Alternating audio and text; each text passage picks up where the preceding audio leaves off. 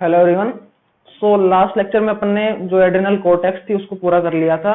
उसके अंदर एक छोटी सी मिस्टेक थी जो DHEA था।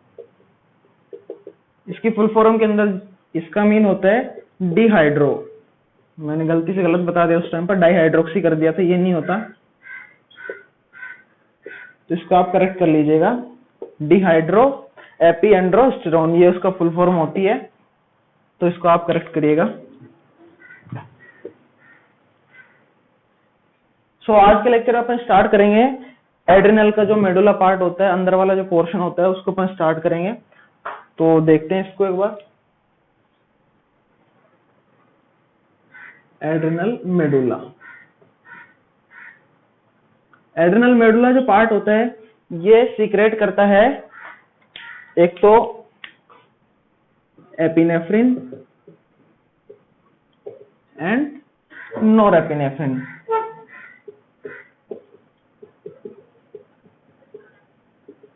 इसको एड्रेनलिन भी बोलते हैं, एपिनेफ्रिन को।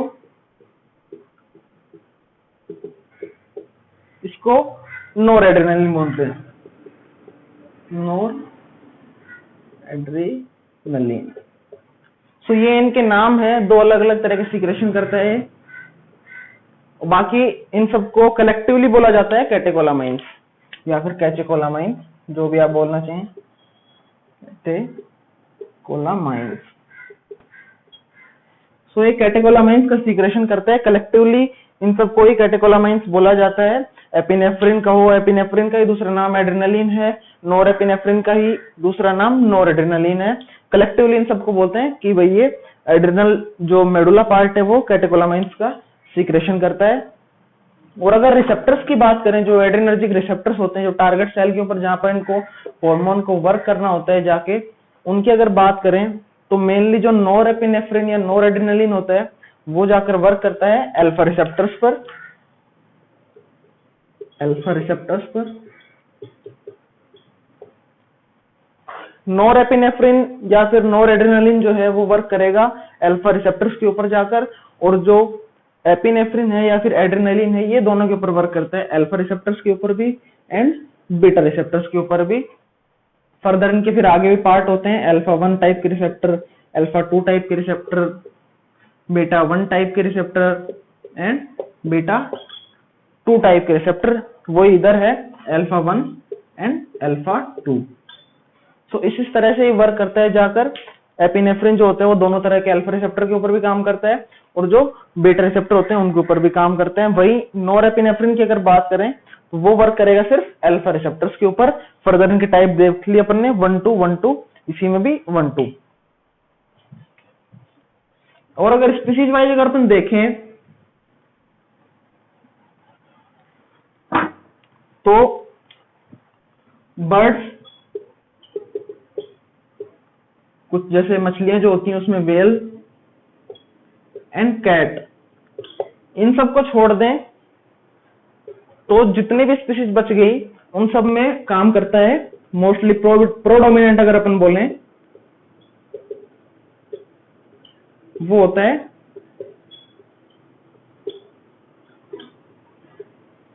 एपिनेफ्रिन या फिर एड्रेनलिन।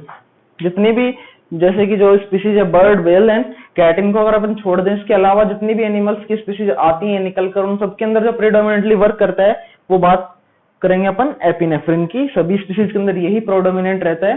तो आज अपन इसी की बात करेंगे। एड्रिनल मेडुला के जो हार्मोन है उनको देखेंगे, उसके बाद अपन थाइमस देखेंगे एंड पिनियल ग्लैंड देखेंगे। सो आगे चलते हैं इसमें अपन।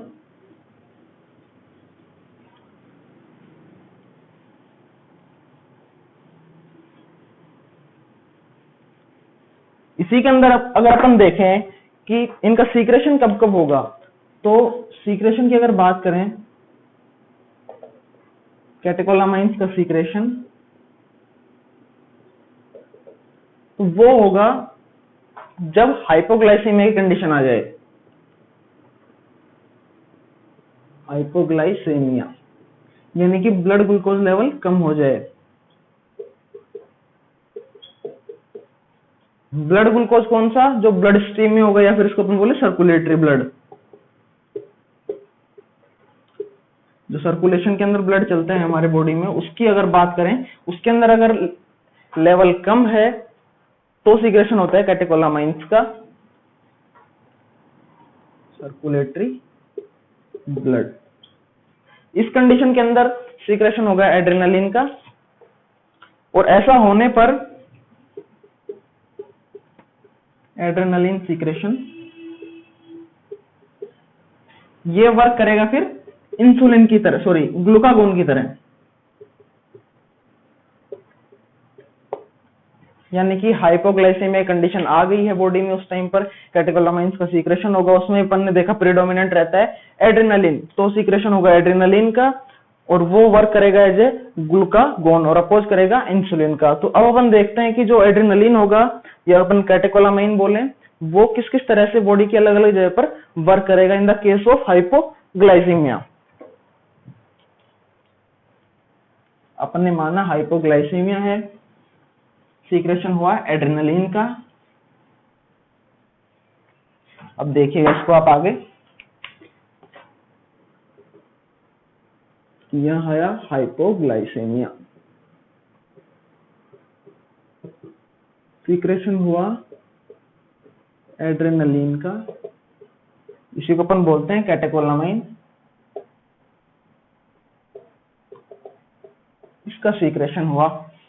ये अब बॉडी में कहां कहां पर वर्क करेगा, इससे अगर अपन बात करते हैं तो एक तो ये वर्क करेगा स्प्लीन में, उसके साथ साथ सॉरी पहले अपन लेते हैं पर लिवर के ऊपर वर्क करेगा, उसके बाद मसल्स के ऊपर वर्क करेगा, एडिपोज टिश्यू के ऊपर वर्क करेगा,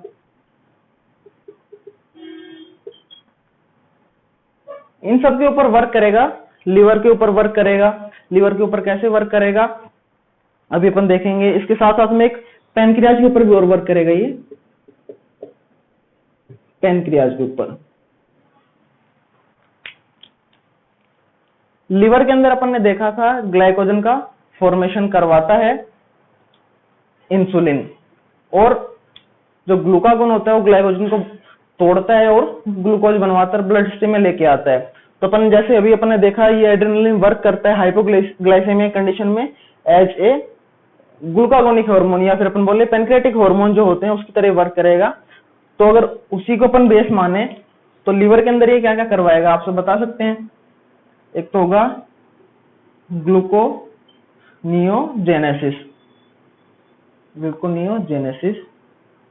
एक ये करवाएगा ग्लाइकोजिनोलाइसिस।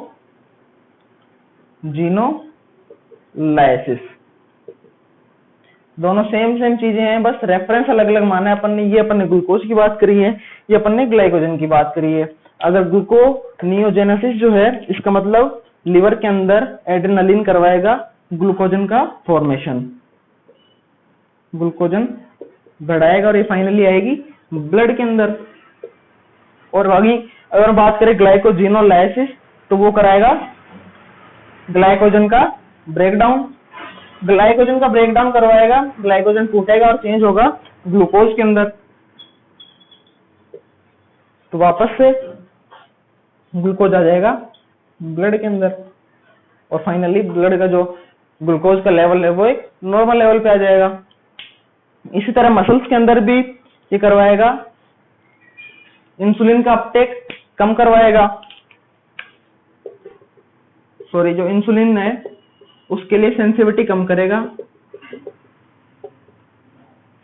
और अगेन वही कराएगा ग्लाइकोजिनोलाइसिस। तो सेम यहां पर भी यही आएगा ग्लाइकोजिनोलाइसिस। इसका मतलब अपन ने देख लिया ग्लाइकोजन को तोड़ के ग्लूकोज में चेंज करेगा और ग्लूकोज जो है आ जाएगा ब्लड के अंदर। वहीं एडिपोज टिश्यू की अगर अपन बात करें, एडिपोज टिश्यू के अंदर वही लिपोलाइसिस करवाएगा, यानी कि फ्री फैटी एसिड जो है वो चलकर आ जाएंगे ब्लड के अंदर, और जो है इंसुलिन की सेंसिटिविटी इसके लिए भी कम कर देगा। तो यहाँ अपन लिख सकते हैं इंसुलिन सेंसिटिविटी कम। और पैनक्रियाज आप बता ही सकते हैं ये सब देखने के बाद, पैनक्रियाज के अंदर वही बात है, इंसुलिन जो है और एक आता है ग्लूकागोन। इंसुलिन को सीक्रेट होने से रोकेगा और ग्लूकागोन का सीक्रेशन करवाएगा, यानी कि ग्लूकागोन का तो सीक्रेशन करवाएगा और इंसुलिन को प्रिवेंट करेगा सीक्रेट होने से।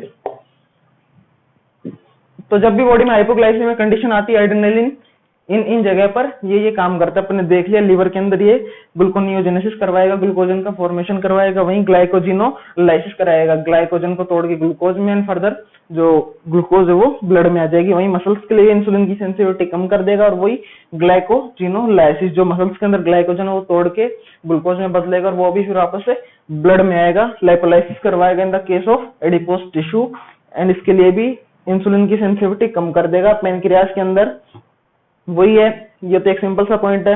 अगर ब्लड ग्लूकोज लेवल कम है तो सीक्रेशन ग्लूकागोन का ही होगा और इंसुलिन के सीक्रेशन प्रिवेंट होगा। तो ये सब पॉइंट अपन ने देखे इसके अंदर। अब आगे चलते हैं इसमें।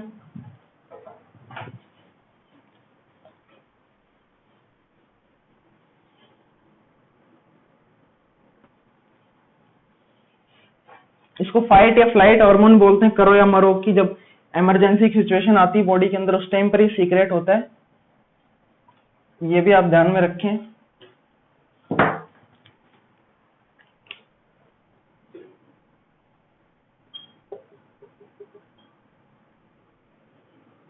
एक तो फाइट एंड फ्लाइट, जब भी करो या मरो की सिचुएशन आती है या इसको बोले इमरजेंसी कंडीशन में, उस टाइम पर ये सीक्रेट होता है एड्रेनालिन। और उस टाइम पर और क्या क्या वर्क करता है ये भी अपन यहीं पे देख लेते हैं। एक तो कार्डियक आउटपुट बढ़ाता है, कार्डियक आउटपुट बढ़ाएगा। कार्डियक आउटपुट अगर बढ़ रहा है तो सीधी सीधी बात है सिस्टोल ज्यादा करवाएगा एंड डायस्टोल की रेट को कम करेगा। उसी के साथ साथ अभी अपन ने पहले देखा ब्लड ग्लूकोज को ज्यादा करेगा और साथ साथ स्प्लेनिक कॉन्ट्रैक्शन बढ़ाएगा। स्प्लीन में अगर कॉन्ट्रैक्शन होंगे तो स्प्लीन से आरबीसी रिलीज होंगी, आरबीसी रिलीज होंगी और आ जाएंगी ब्लड के अंदर। आरबीसी अगर ब्लड के अंदर आई तो ज्यादा ऑक्सीजन की बाइंड होने की कैपेसिटी बढ़ जाएगी, जो कि अगेन इमरजेंसी कंडीशन में एक हेल्पिंग फैक्टर की तरह वर्क करता है। यानी कि कार्डियक आउटपुट बढ़ा, कार्डियक आउटपुट बढ़ा तो सिस्टोल ज्यादा हुआ, डायस्टोल कम हुआ, ब्लड ग्लूकोज लेवल जो है ज्यादा होता है, इमरजेंसी कंडीशन में ज्यादा करना पड़ता है। और स्प्लीनिक कॉन्ट्रैक्शन होंगे, स्प्लीन के अंदर आरबीसी स्टोर रहती हैं, आरबीसी कॉन्ट्रैक्शन हुआ, आरबीसी बाहर निकल कर आई, सर्कुलेशन के अंदर आई और फाइनली जब अपन बोलते हैं ब्लड में आरबीसी का नंबर बढ़ गया। तो यही अपन ने देख लिया इसमें एड्रिनल मेडुला के अंदर। अब इसके बाद अपन स्टार्ट करते हैं थाइमस ग्लैंड। और थाइमस से पहले अपन पीनियल देख लेते हैं एक बार। Pineal gland,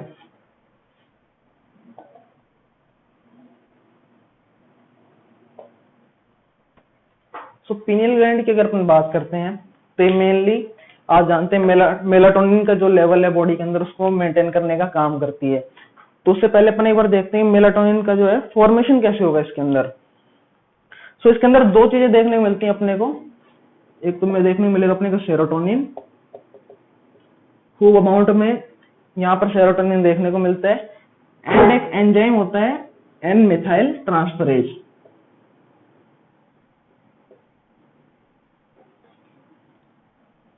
N methyl transferase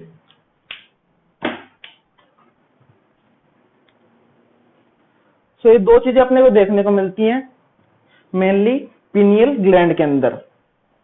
और अपन स्टार्ट करते हैं उसकी फॉर्मेशन कैसे हुआ।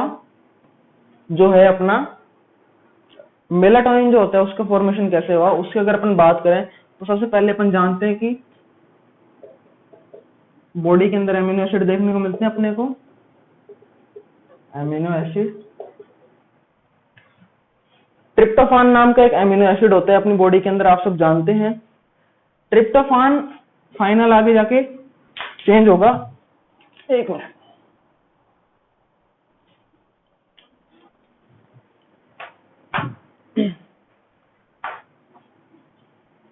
ट्रिप्टोफान जाके चेंज होगा 5 हाइड्रोक्सी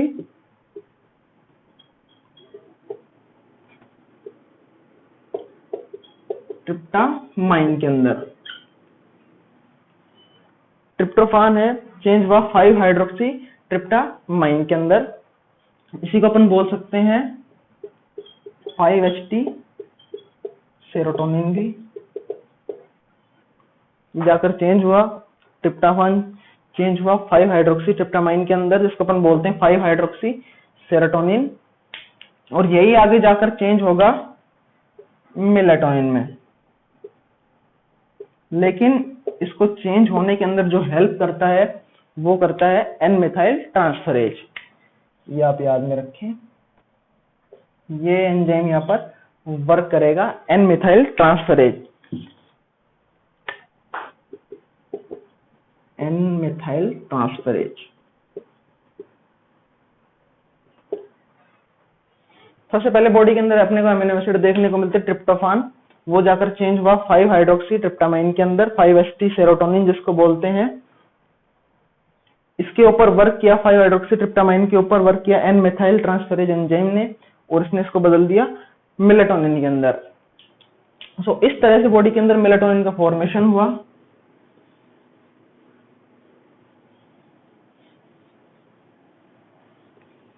और इसमें एक दो पॉइंट और है, वो भी आप ध्यान में रखें।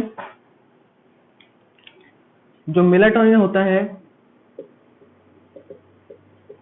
ये जब भी डार्कनेस आती है या अपन बोले रोशनी कम होती है, उस टाइम पर सीक्रेट होता है बॉडी के अंदर।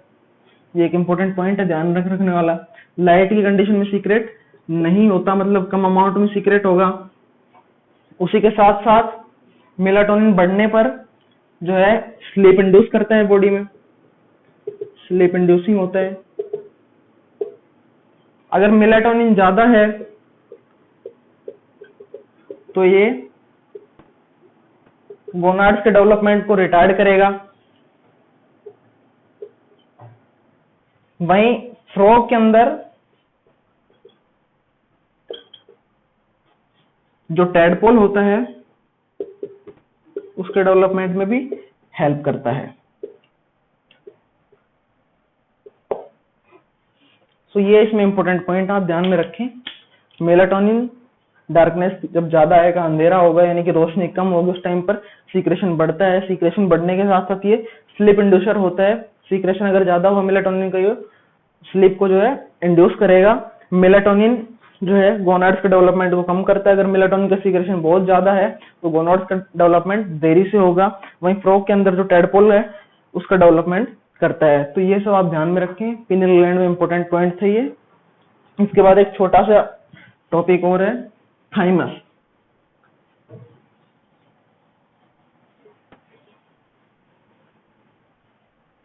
थाइमस के अंदर आप देखिएगा, थाइमस ग्लैंड। तो जो थाइमस होती है वो दो तरीके से वर्क करती है। एक तो एंडोक्राइन ग्लैंड की तरह एंड लिम्फोइड ऑर्गन की तरह। Lymphoid organ. सो जब बर्थ का टाइम होता है, न्यूबॉर्न के अंदर ये काम करती है एंडोक्राइन ग्लैंड की तरह, यानी कि न्यूबॉर्न के अंदर ये रहेगी एक्टिव फॉर्म में और सीक्रेशन करेगी। और इसके सीक्रेशन जो होते हैं वो हेल्प करते हैं बॉडी के डेवलपमेंट में एंड इम्यूनिक रेस्पॉन्स में।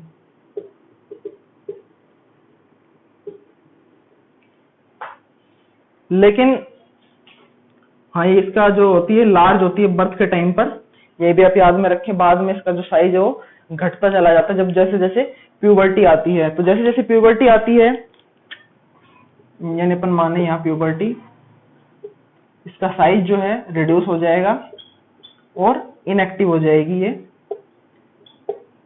इनएक्टिव होने के बाद बस ये काम करती है वो as a lymphoid organ,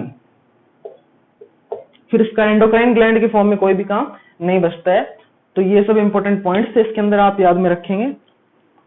thymus gland थी, दो तरीके से वर्क करती है, प्यूबर्टी तक, टिल प्यूबर्टी काम करेगी एंडोक्राइन ग्लैंड की तरह, टिल प्यूबर्टी, प्यूबर्टी आने तक वहां तक काम करेगी, बॉडी का डेवलपमेंट करवाएगी और इम्यूनोजेनिक रेस्पॉन्स के लिए रेस्पॉन्सिबल रहेगी। न्यूबॉर्न के अंदर इसका साइज काफी बड़ा होता है, एक्टिव होती है और सीक्रेटरी होती है, हार्मोन सीक्रेट करती है। तो ये थे इसके अंदर हार्मोन्स की। अगर बात करें तो इसमें एक दो नाम है, जैसे क्या आता है homeostatic, thymic factor, thymic hormone जिसको अपन बोलते हैं HTF, थाइमोसिन। तो ये सब नाम है, और भी इसमें दो तीन एग्जांपल आते हैं कुछ हार्मोन्स के, किस किस तरह से हार्मोन सीक्रेट करती है, कौन कौन से हार्मोन होते हैं। तो HTF वगैरह, थाइमोसिन, एक दो नाम और भी हैं इसके अंदर। ये सब हार्मोन ही सीक्रेट करती है थाइमस ग्लैंड। इनएक्टिव हो जाती है बाद में प्यूबर्टी के टाइम के बाद में, और इसका साइज जो है वो रिड्यूस होता चला जाता है, और फिर ये काम करने लगती है as a only lymphoid organ की तरह। तो यहाँ तक अपन ने जो मेन पार्ट्स थे एंडोक्राइन सिस्टम के वो सारे देख लिए। अब इसमें जैसे कि कुछ गैस्ट्रिन है, सिक्रेटिन है, वहीं रास मैकेनिज्म है, तो ये सब जो है अपन जो इनके रेस्पेक्टिव चैप्टर्स आएंगे उसमें देखेंगे। जैसे जो गैस्ट्रिन है, सिक्रेटिन है, सीसीके हैं, ये सब जो भी हार्मोन हो गए उनकी अपन बात करेंगे। जो डाइजेस्टिव सिस्टम आएगा उसके अंदर, वहीं रास मैकेनिज्म को अपन देखेंगे एक्सक्रीटरी सिस्टम के अंदर। और जो भी छोटे छोटे हार्मोन्स और बच गए वो जो भी उनके रेस्पेक्टिव चैप्टर आएंगे वहां अपन उनको कवर करेंगे। सो ये चैप्टर अभी यहीं पे फिनिश है। अगले टर्म से अपन देखेंगे जो है digestive system. So thank you so much.